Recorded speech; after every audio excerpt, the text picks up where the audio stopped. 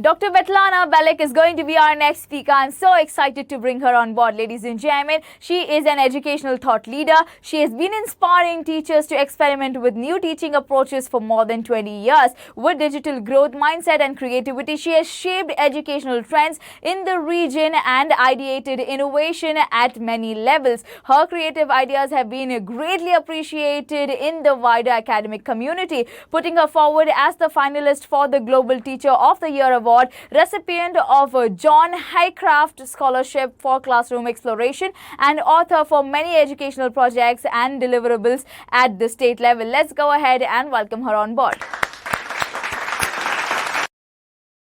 Hello. Hello, Africa. Today I'm going to share with you a little bit of my wisdom, knowledge, and experience in metacognitive creativity. And this is going to be a tribute to Sir Ken Robinson and his amazing work.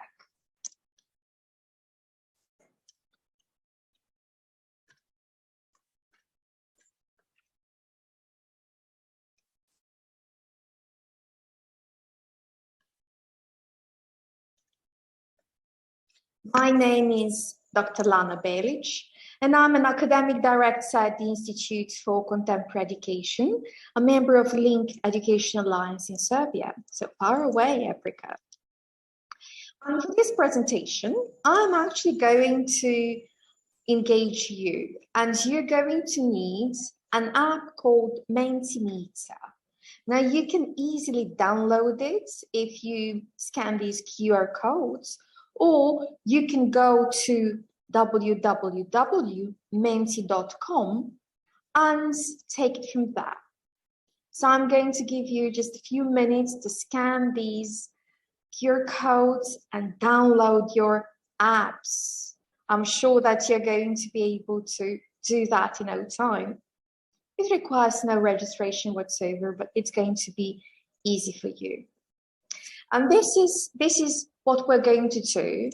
I'm going to give you a QR code or a code, a number code that you can use to access Mentimeter. This is just an example to see how that works. And if you are ready, maybe we can just give it a try to see how that works. All right. So here is my question. If I say red pen, what does it remind you of? Red pen. Think about it. Then scan these QR codes and give me 2-3 words that remind you of a red pen. What is red pen in your life, especially in your school, in your education? I'm sure that you had some experience with that. So here it is. This is what it's going to look like. You can scan it, or you can add these codes in your Mentimeter, and let's see what are the words that you're going to use now. I'm going to give you just a few more minutes. Give me some words.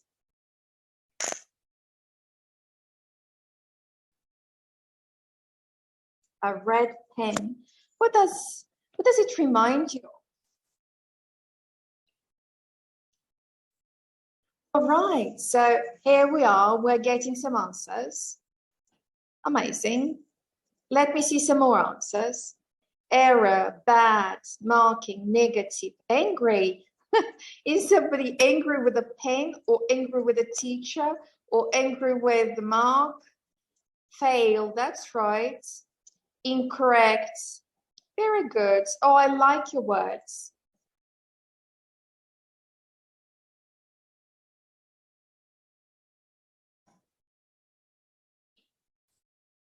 Very good. Yes, it reminds me of those things as well. And it's such a shame because all around us, a red pen is a sign of failure, a sign of inability to do things well. I wouldn't say bad, but maybe not well enough, that you're wrong about something, especially in education, where I think children should be actually encouraged to do things well. And this was the main reason why I decided to change my strategy in school. Instead of using the red pen to mark things that were bad, I decided to use the green pen. And what would you do with a green pen?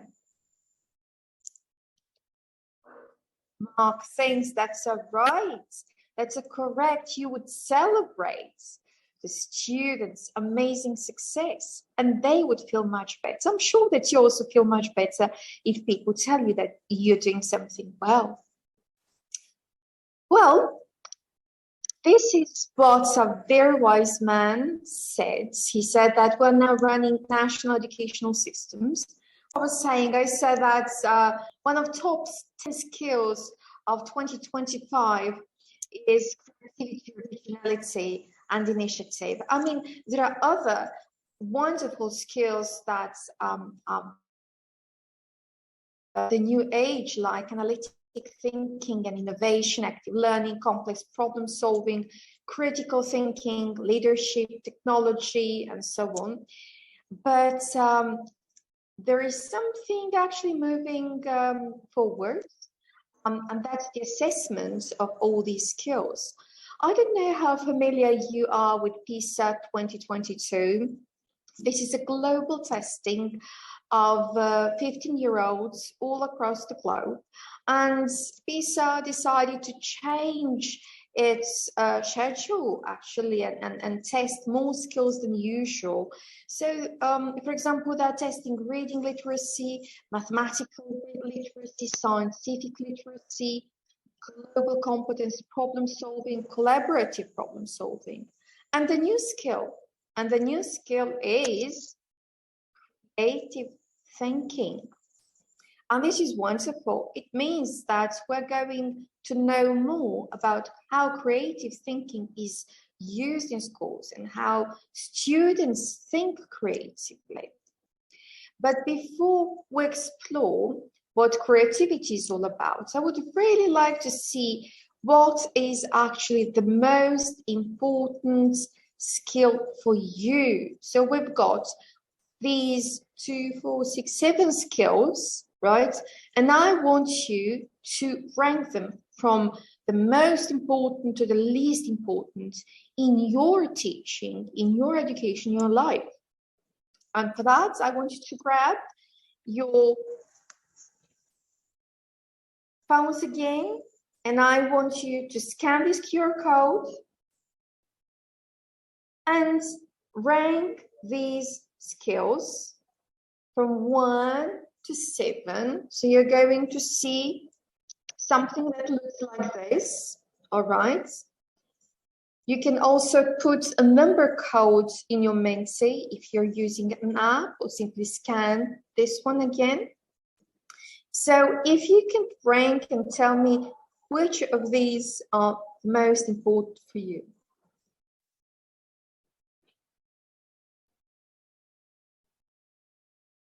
I'm sure that mathematics teachers are going to say mathematical literacy or problem solving.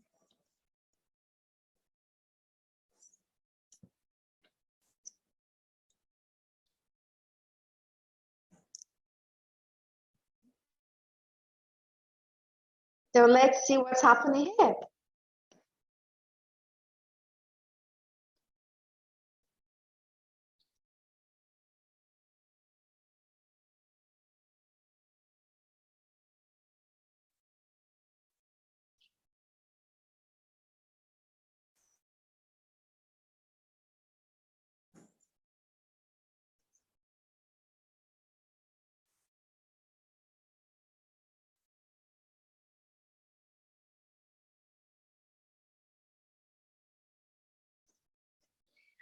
I can't actually access now Mentimeter for some reason. I'm so sorry about that. But we'll go back to these results a little bit later and see how that goes about. I'll keep on checking. Right. Okay. So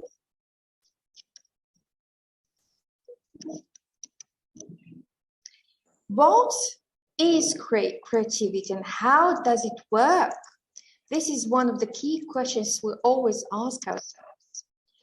Well, a very wise man said that creativity involves putting your imagination to work. In a sense, creativity is applied imagination. And creative thinking is actually a process. You have to prepare your ideas, then you have to cook them a little bit, and this phase is called incubation. And after that, illumination, that's the aha moments that you have with your idea before you actually apply it in reality and verify how useful it is. You can always go back if your idea is not good, of course. You can always go back to incubation and think a little bit longer. But it's always important to remember that questions are important. Copernicus, Galileo, and Kepler did not solve an old problem. They asked a new question. And in doing so, they changed the whole basis on which the old questions had been framed. So questions are important. And when we talk about questions, I always remind teachers they can use de Bono's 6 thinking hats. These hats are just different perspectives that can inspire your students to think about the facts, then think about the process to assess those facts, the benefits and feelings, as well as cautions or threats to these kind of thinking. And one of the hats is also creativity. Like, what ideas can we think of to solve the situation, issue, or problem? If you use creative thinking to solve your problem, you might have many more solutions than when using the other perspectives. And again, Sir Ken Robinson said that teaching for creativity involves teaching creatively. There are 3 related tasks in teaching for creativity: encouraging, identifying, and fostering. So this fostering is very important, and we're going to talk about this a little bit later. But how to teach creatively? Right, I'm sure that some of you know how to sing or dance or draw something, but creativity is so much more than that. And before we go deeper into understanding of creativity, I want you again to grab your Minty and scan this QR code and tell me where you think creativity resides in your brain. Is it in the left side of the brain, right side of the brain? Where is creativity in the brain?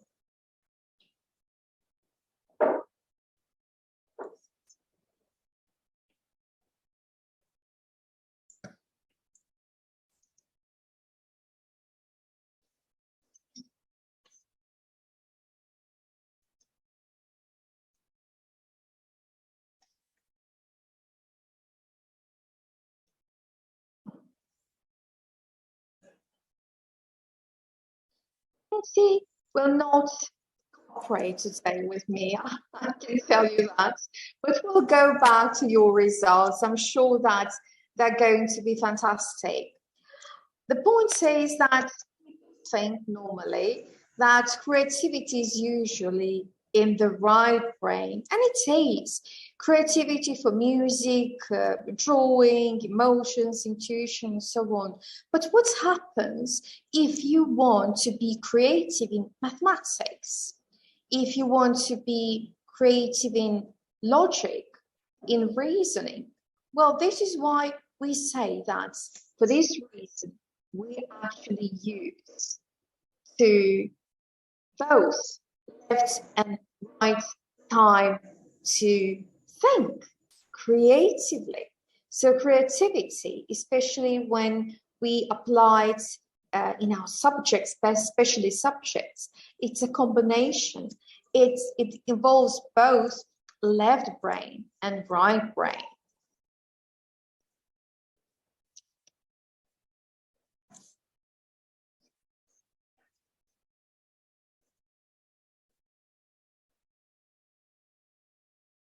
And I might say and agree with John Spencer, there is no such thing as a creative type. We are all creative, every one of us. We just need a bigger definition of creativity. So when I'm a teacher just like you, and I need this creative hat on to be able to use various prompts in my teaching to teach the students to think outside the box, to find solutions to problems. But I always remember that it's not only about growing their minds, but also growing their hearts. I might say that, for example, it's very important to tap into intrinsic motivation. You want to inspire your students, you want them to think creatively, but it also has to be inspired and motivated by themselves. Then number two might be to embrace students' choice and agency. Sometimes, as teachers, we might say that 2 + 2 is 4, but for them, it's sometimes 3, sometimes 5. But we have to understand that, creativity allows mistakes, allows contorted images, and it's not about failure, it's about freedom of choice. Sometimes we have to show them where to look, but not what to see. This is not what we want to do because it actually kills creativity. And then it's very important to provide scaffolding. You want your students to be creative, but if they do not find themselves around, to scaffold them. Number 4 would be to minimize distractions. Distractions, sometimes, for example, if we play music, it might be good for you, but not good for your students. Or noise, or sometimes, well, I'm going to tell you this in my personal experience. My daughter likes to move around a lot, and in the first time, I always wanted her to sit down and study, and then I realized that sitting is distraction because she needs movement to learn. So sometimes we have to unlearn and relearn new perspectives in teaching. Finally, what I think is also very important is to encourage metacognition. But what is metacognition all about? How much do you know about it? For this, I'm going to ask you again to grab your phone, but this time I don't want you to tell me what is cognition, metacognition. I want you to tell me what cognition is. And I prepared a short quiz for you. So there are 6 statements. Some of them are related to cognition, the others are not. And I want you to tick those that you think are related to cognition, right?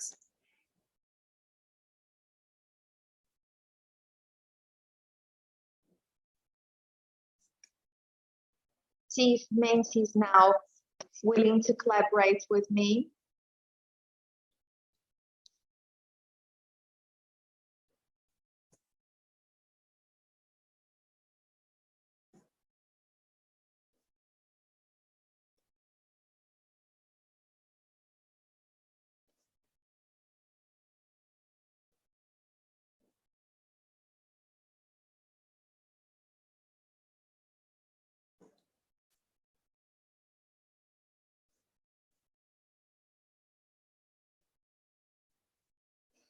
Definitely not. I'm so sorry about that, but we'll go back to the questions and I'll check what I can do to share these questions with you. So I'm so sorry about it.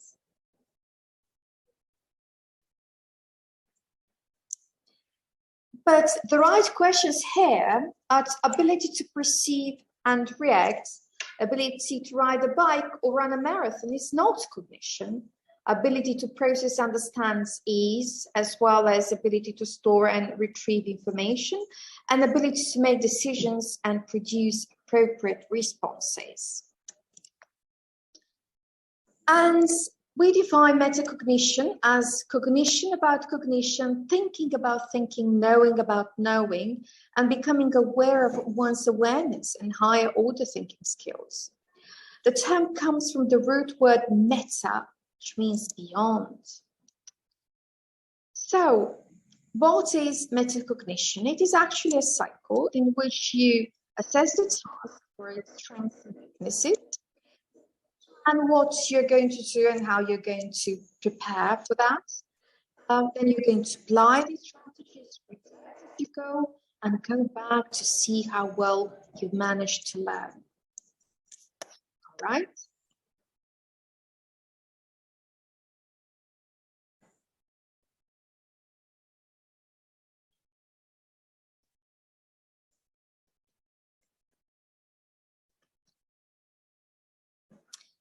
And when we think about a task, it's very important to balance challenge level and skill level.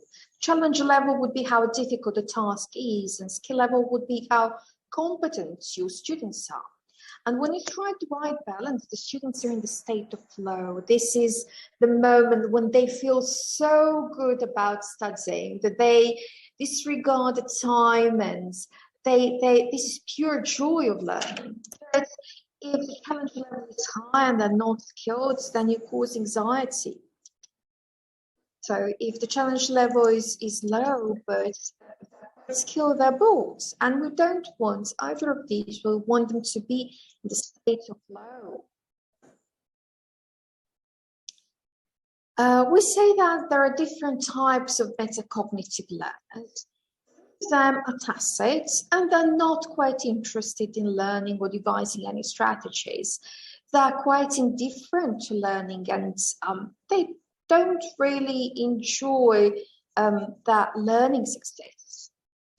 Then we have students who are aware of their weaknesses and strengths, and they might, get involved a little bit and plan their thinking and learning processes.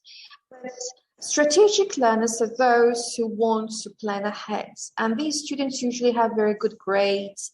They know how to solve a problem using different strategies, different perspectives, but are not quite going beyond their grades. They're not learning for more than just grades. Reflective learners, on the other hand, they really think outside the box. They want to explore the boundaries, and they create new knowledge. They ask new questions. So, Sir Ken Robinson said that learning happens in the minds and souls, not in the databases of multiple choice. And finally, we're going back to the thing that we mentioned in the very beginning, that is how to foster metacognitive creativity. Well, I would say that for metacognitive creativity, it's very important to ask intrinsically rewarding questions. So ask them something that they know, or guide them towards understanding what the solution to the problem is. Then you might also set clear goals and somehow make them aware of the sense of progress. If they know what they're learning and they're able to understand, towards what they're going, then it is going to be easier for them to feel good about the learning process. Number 3 says clear and immediate feedback. So if they're doing something well, encourage them. If they're not doing something well, find a way to give them feedback and guide them back to the path. Number 4 would be personal control and agency. If they know their pace, and if you know their pace as well, then they're going to be happier with their performance. And finally, intense focus on the present moment. So it's not about what they're going to learn or what they learn, but what they're learning now. This is important as a phase in their metacognitive strategy and planning. So metacognition cycle blended with creativity is something that assesses a task in the state flow. You can ask your students to evaluate using the 6 tasks, plan by incubating and illuminating ideas. Apply with immediate feedback, and you reflect on progress before going back to the task itself. This is a wonderful, wonderful collaboration between metacognition and creativity. So this is exactly what I want to ask you now. I want you to scan this and tell me what you think you know about metacognition and what you know about creativity and how much you use it in your teaching. So I'm going to give you a scale 1 to 10 about metacognition. I know about it, I use it in my teaching, and creativity. I know about it and I use it in my teaching. Give me your scales. This is sort of self-assessment to see how well you understand and use metacognition and metacognitive creativity in teaching.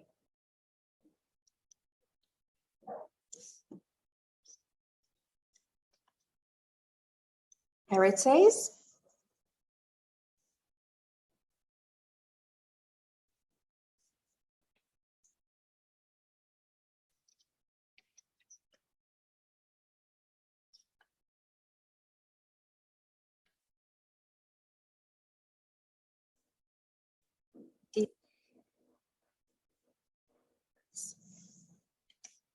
I'll forgive it. All right. Great.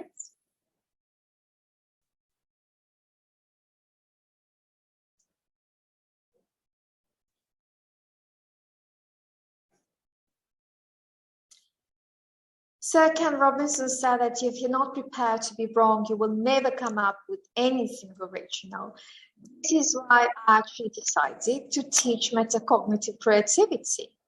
What is your superpower? My name is Dr. Lana Belic, and I'm an academic director at the Institute for Contemporary Education, Link Education Alliance Serbia, and I'm open to your questions.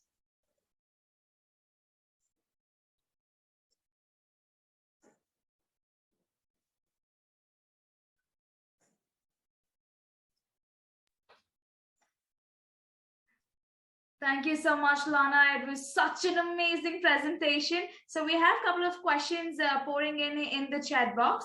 I request you to read that out and answer it while we have some more time for us to go ahead and take it forward. Right. I have a beautiful question which says, what can we do in the meantime while school systems are still adapting to allow for my creativity? I would like to be creative in my classroom and allow for innovative types of test grade assignments, but my school still requires a traditional grading sheet. Yes, this is a problem everywhere. This is actually something we have to fight for. This autonomy in the classroom, and I understand that it's difficult. I'm a teacher myself in a system that is very, very rigid. Now, my solution is also very creative. Turn your required traditional grading sheets into creative tests. So instead of just giving them a sheet with numbers, you can make it more interesting by adding various graphs, problem solving. You can ask the students to act them out. You can ask them to draw. I remember once I had a student with dyscalculia. This is inability to calculate. So she was using her fingers like in mathematics to be able to do it. And I actually thought that that was very creative. And to facilitate her learning mathematics, I decided to use this Vedic mathematics and inspire other students to learn using the calculus in their hands. So it was something that I learned from my students. So with that, we have a lot of questions pouring in, but we are just running short of time. So what are we going to do is we're going to go ahead and email you the questions. Your session was very informative and a lot of questions have been pouring in. So we're going to email you the questions so that you can reply back to our delegates, and all our delegates have their answers with them. Okay. Thank you so much, Donna. It was a pleasure having you with us. It was really a humble pleasure listening to you. Thank you so much. Thank you. Bye, everybody. Have a great day. Bye-bye.